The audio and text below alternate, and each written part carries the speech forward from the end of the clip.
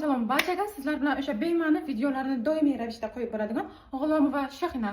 Sizlar bilan bugun birgalikda cholka qirqamiz. Xo'p, mana. Ja qalin cholka kerak emas. Ja kalta qilib ham qirqmayman. Sal uzunroq qilib qirqaman, chunki mana kunlik prichoskalarimga kalta cholka mos kelmaydi.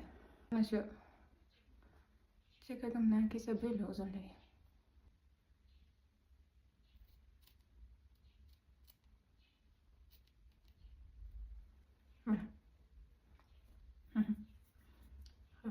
Qayerlardadir uzun joylar qolib ketishi shekilli ham, o'sha joylarni ham tekislaymiz.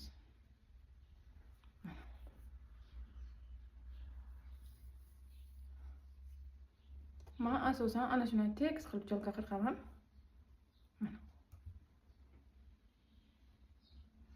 Ana endi tak o'rtadan farq ochamiz.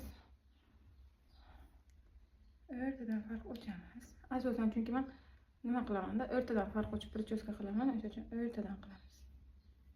Mana. Ana endi ozgina qiya qilib olamiz. Ana shuncha cholka qirqaman-ku, ko'ringlar 2 kundan keyin yana qaytib nima bo'ladi? Nima deydi uni? Tepadan yig'ishtirilgan bo'ladi.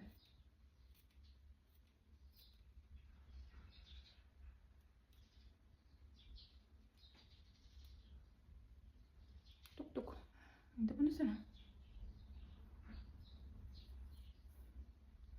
O'zim cholka qirqishni bilaman. O'sha uchun salonga borib qirqtirmayman. O'zim kraska qilishni bilaman. Sochimni kraska misolda. O'sha uchun salonga borib qirqtirganim joyi kelmaydi.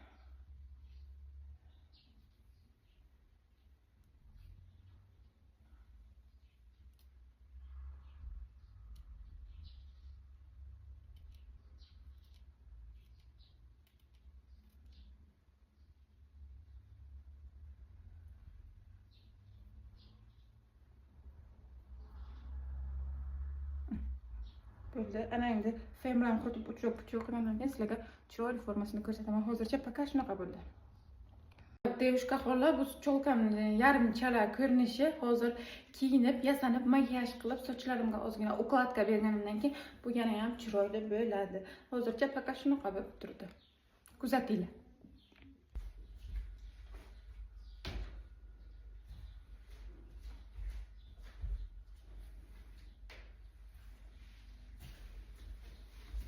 Mana obrazimiz ham yakuniga yetdi. Cholkani endi maksimal darajada yo'q qilishga harakat qildim. Hammaga paka-paka, men vajdeniyaga ketdim.